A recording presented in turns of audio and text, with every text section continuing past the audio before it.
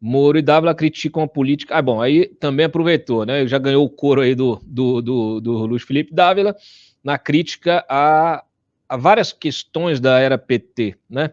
Por exemplo, a história dos campeões nacionais, que eu já trouxe aqui diversas vezes no Papo Antagonista, e é um tema frequente, né? Porque essa história de campeão nacional é um embuste, né? Solta o VT, por favor. Tem VT? Não. É só a matéria. Então, puxa a matéria aí para baixo. Puxa a matéria para baixo. Então tá aí, ó. Sérgio Moro no evento disse: sem tabu, sem preconceito. Está nos faltando aquele pragmatismo. A gente não consegue simplesmente virar a página. Não é só uma questão de privatização, é reforma tributária, reforma administrativa. Ele disse que do Programa também criticou o sequestro do Estado. Não é só corrupção, é o Estado ser sequestrado por interesse corporativo e setorial. Aquelas reformas que são as verdadeiras reformas abrangentes, não tem voz, não tem força, a gente não pode ficar preso nesse passado. Pode baixar lá. Felipe Dávila disse, criticou a dificuldade de se acreditar em contratos no Brasil, né, insegurança jurídica permanente, defendeu as privatizações e também chamou atenção para o respeito às regras ambientais. Se não respeitarmos as regras ambientais hoje, não vai ter dinheiro para infraestrutura. E criticou os benefícios dados no governo petista. Temos que acabar com essa história de mudar a regra para beneficiar determinados setores, temos que parar de ter campeões nacionais. Então é o seguinte, eu vou explicar para vocês aqui qual é o problema do campeão nacional. Tudo isso aí, gente, está associado a um modelo de desenvolvimento do país. Então, se você olha o Brasil hoje e fala, pelo amor de Deus, o Brasil está a um abismo de distância do resto do mundo. A economia brasileira ela está dissociada, né, da realidade do mundo desenvolvido, né? Está dissociada da realidade das economias mais fortes do planeta, está dissociada da realidade de um mundo tecnológico disruptivo. Por que isso acontece? Porque os modelos de desenvolvimento estão associados a essas políticas que são aplicadas pelo governo federal, pelo executivo, junto com o legislativo. Então, quando eu resolvo criar gigantes, né, nacionais, a partir, né, da isenção fiscal, do subsídio de financiamento através do BNDES, que é recurso do Tesouro, que eu direciono do teu imposto que você paga, e eu subsidio determinados setores da sociedade, eu vou formatando o modelo de desenvolvimento do país como um todo. Então, o Congresso hoje, ele é uma caixa de ressonância desses interesses, ele é uma grande estrutura ali de lobby, né? Ele é uma câmara de lobby setorial. Então, esses lobbies setoriais conseguem aprovar leis que beneficiam determinados setores, e dentro desses setores, algumas empresas são escolhidas, né, normalmente essas aí que financiaram campanhas no passado, e a elas é garantida a elas são garantidas condições especiais para o desenvolvimento. Então, quando elas conseguem, a partir dessas condições especiais, virarem gigantes, você modela a tua plataforma de desenvolvimento, a tua matriz econômica, até de uma maneira geral. Alguns setores são relegados, outros são privilegiados. Então, o resultado disso é o que você vê no dia a dia, né? Então, assim, nós tivemos grandes varejistas, tivemos grandes empresas de bebida virando gigantes internacionais, nós tivemos empresas de produção de proteína animal virando gigantes também internacionais, não só nacionais, internacionais, né? E vários outros setores foram absolutamente esquecidos. Então, infelizmente, essa gente se apropria do Estado, sequestra o Estado e usa as ferramentas estatais azeitadas com recursos públicos, do pagador de imposto, que é você, para fomentar o desenvolvimento de determinadas empresas, determinadas frentes, né, econômicas. E aí você mata a concorrência, você mata outros setores. Por quê? Porque as condições de desenvolvimento não são iguais, né? Você não privilegia a concorrência, né, o preço mais baixo, que é uma coisa que poderia, né, ajudar o consumidor. Você não privilegia a tecnologia que vai transformar esses processos. Cláudio, esse sistema de lobby dentro de Brasília é o esgoto atrás do país. Sim, Mauro, é isso mesmo. Eu repito isso todo dia. E vou repetir até acabar. Por quê? Porque, infelizmente, é assim. E aí você vai entendendo como é que funciona a lógica. As coisas não são como são porque simplesmente elas são. Né? Existem pessoas que estão por trás disso e que ganham com isso. E não tem aqui teoria conspiratória, não tem nada. Tem opção. Então, quando você vê... Exatamente, Antônio. Inclua aí as vendas de leis no Congresso Nacional para beneficiar os chamados campeões nacionais. Exatamente, que eu acabei de falar. Então, o que acontece? Você, você quando tem, né, aquela história, a Lava Jato trouxe na delação do Emílio Odebrecht, o Emílio contou toda a história dele com o Lula. E o Emílio tinha reuniões esporádicas com o Lula em que eles conversavam sobre as estratégias de desenvolvimento do país. Então, para o Emílio, que é um empresário, era uma beleza. Por quê? Porque ele fala assim, ó, o Lula vai mexer os pauzinhos dele para desenvolver o setor de petroquímica. E ele já está garantindo para a gente aqui uma sociedade com a Petrobras. Então, eu vou lá, Braskem, meto minha grana, viro sócio da Petrobras, no setor petroquímico, eu já sei que eu vou ter uma série de benefícios e eu viro um gigante no setor petroquímico e embolso bilhões de reais, né? Isso sem problema de afundar a cidade lá, né? De Alagoas, de afundar um bairro inteiro, de afundar e extraindo, né? Enfim, isso aí seja, é outra história. Mas é o seguinte, eu vou aqui firmar alguns contratos para a construção de submarino de propulsão nuclear no Brasil. Aí o Emílio, opa, peraí, então eu vou criar a Odebrecht Defesa, né? Vou criar a Odebrecht Defesa, porque a Odebrecht Defesa é que vai construir, né, o lugar onde vai ser montado esse submarino. E aí eu vou botar o irmão do mercadante como diretor da Odebrecht Defesa. É isso, tá? Você vai, e assim vai. Aí fica uma beleza, fica uma maravilha, né? Então, eu digo sempre, essas empresas, essas empreiteiras, elas, inclusive do Petrolão, elas se transformaram em grupos econômicos, com atuação até, sabe, limpeza urbana, energia, não só petróleo, né? Aí, refinarias, construção de navios, de plataformas, o que você possa imaginar, né? Isso é acesso à informação privilegiada, sacanagem pura, é lógico. Tá aí o Make Money falando aquilo que... Aí você que é honestinho, que quer fazer o teu trabalho, que é um empresário, um empreendedor, você fica pensando, poxa, não dá. Por quê? Porque não dá mesmo. Desse jeito aí, como é que dá? E isso se replica até no próprio mercado financeiro. Porque os caras já sabem para onde vai, já sabem a empresa que vai ser turbinada. E aí põe grana naquela empresa. Então, assim, esse modelo é um modelo absolutamente viciado. Não tem como você esperar criar um país, uma sociedade próspera, com um modelo viciado que privilegia apenas uma minoria. E aí você fala, pô, Cláudio, mas o PT não é progressista? O PSOL, a turma da esquerda, eles não defendem a sociedade? Eles não defendem condições iguais para todo mundo? Eles não defendem que essas pessoas possam ter acesso à educação, ter acesso ao mercado de trabalho? Eu acabei de desmontar o discurso deles. E você pode desmontar da mesma maneira aí nas redes sociais. É pura enganação. É um discurso falacioso. E ele é tão fácil de ser desmontado, por quê? Porque não encaixa. Então, quando o Lula fala, nós vamos botar o trabalhador no orçamento. Amigão, você botou no orçamento a Odebrecht, a Camargo Correia, a Andrade Gutierrez. E outras tantas, né? Tantas, não tão tantas, né? E mais algumas do Clube VIP. Ontem ou anteontem, ele foi no Twitter, o Lula, e botou assim,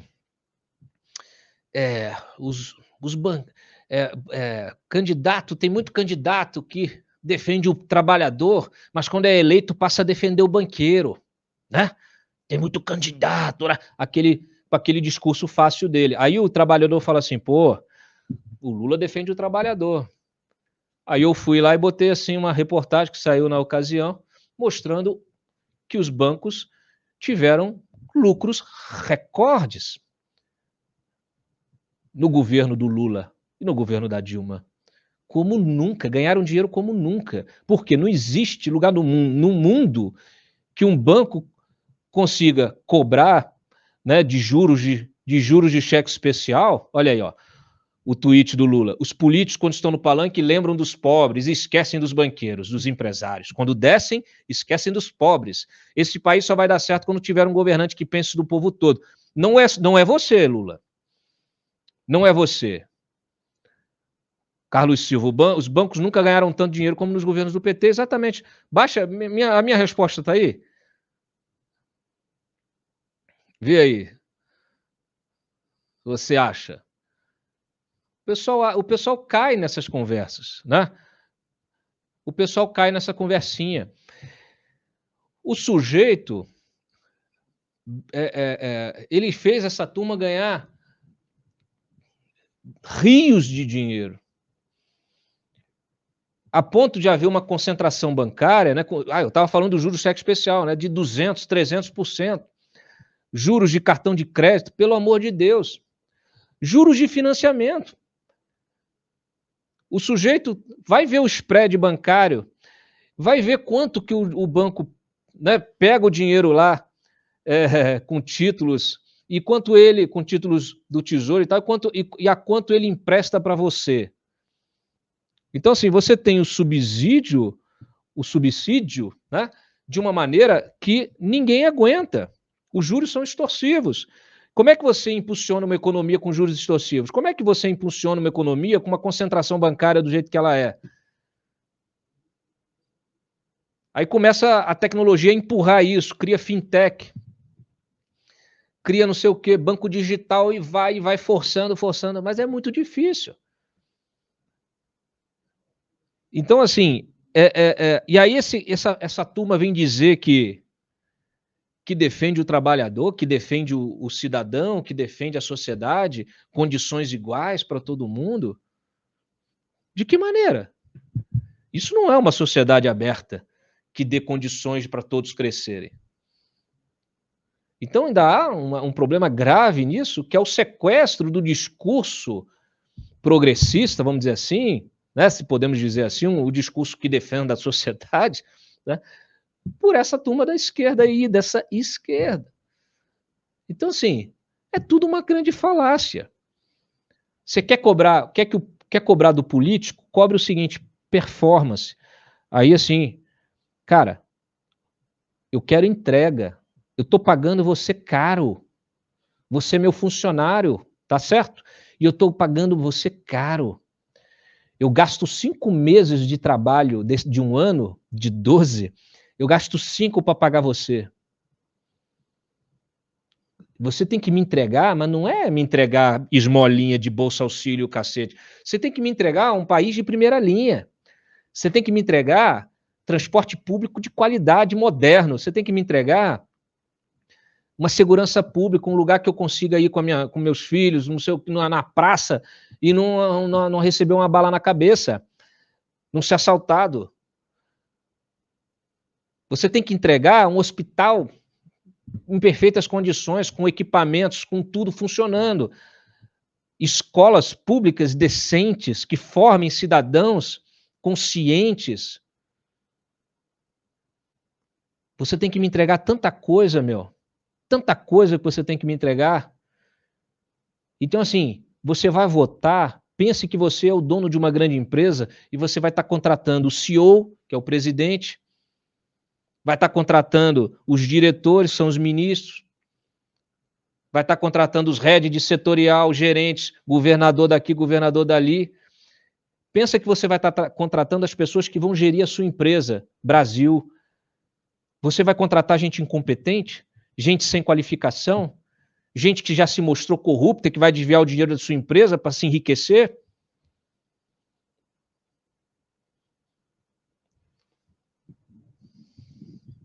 O que foi?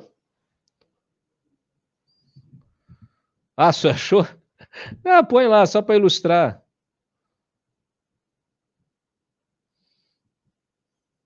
Aí, ó, eu ironizei. Sério? Tá lá. Bancos lucraram 8 vezes mais no governo Lula do que no Fernando Henrique. Aí tá a Ellen rindo lá. A Ellen que tá aqui no chat conosco também. Então é o seguinte, cara. Não vem contar lorota. Não vem contar lorota, Marineuza, Cláudia Nossa. Muito obrigado, Marineuza. Não venham contar lorota para mim. Não venham contar lorota para Arlita, para Sônia, para Ludovina, para todos vocês que estão aqui no chat. A gente não aceita lorota. Porque a gente pensa. E a gente sabe o custo que é. Só você, na intimidade do seu lar, da sua vida, você sabe o quanto custa você levantar todo dia para trabalhar, para ganhar o seu salário sofrido. De você bater lá, ir lá fazer um mercado e tá tudo 10 vezes mais caro do que era. Só você sabe o quanto custa isso. Você todo dia pagando boleto, todo mês pagando boleto, comprando produto com imposto embutido, bitributado, tritributado. É uma vergonha. Esse país está na lona. Eu quero que vocês entendam isso de uma vez e falem para os seus colegas, para os seus amigos e inimigos. Esse país está na lona. E se nós não pegarmos esse país e tentarmos reerguê-lo, esqueçam. Esqueçam. Entendeu? Esqueçam. Agora, é uma pena, por quê? Porque o futuro dos seus filhos, dos seus netos estão todos aqui. E é um país, sim, maravilhoso, rico, com um povo múltiplo. É uma coisa, é um gigante. Só que está sequestrado por uma minoria corrupta, por uma elite corrupta no sentido mais amplo do termo. Desde a corrupção do dinheiro que é desviado, do recurso, da licitação, até a corrupção dos valores, sejam eles, assim, aqueles mais fundamentais. E não vem com essa conversinha de progressista, do cacete, por quê? Porque ela não encontra a realidade. Eu defendo uma sociedade igualitária, uma sociedade em que as pessoas tenham capacidade de se desenvolver. Eu defendo no meu trabalho, há mais de 20 anos que eu defendo, uso a minha ferramenta de trabalho para tentar informar. E eu acho ótima a democratização de informação, porque isso que eu estou falando para vocês, qualquer pessoa pode acessar. Então, assim, eu defendo condições iguais de concorrência, de desenvolvimento, para que você tenha, sabe, muito mais oportunidades de trabalho. A gente está vivendo uma revolução tecnológica no mundo e nós não estamos participando dela.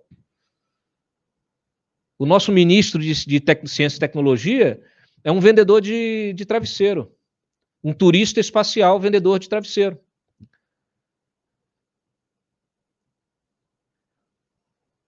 E não é porque nos anos anteriores era melhor, não. Pode olhar o currículo. Entendeu? Então, assim, a gente pode ficar aqui 3, 4 horas por dia conversando. 3, 4 horas por dia conversando. E pode levantar, pode vir com a tese que for mesmo. Vamos tratar com a realidade. Vamos trazer para a realidade. Aí, ó. É isso aí. Qual foi a do Mário Frias hoje? Abrido? Sabe nem falar português. É uma gente de última, né? É uma gente absolutamente despreparada. Então é isso, olha, fica com essa imagem, internaliza essa imagem, reproduz essa imagem. Você na eleição, você é o dono da empresa Brasil, você vai ter que contratar o presidente, vai contratar o diretor, vai contratar o gerente, vai contratar até o estagiário que você está contratando. Então pensa no perfil do profissional que vai gerir essa empresa para você. Porque se você deixar na mão de qualquer um, ela quebra. Quebra. E vai quebrar de novo.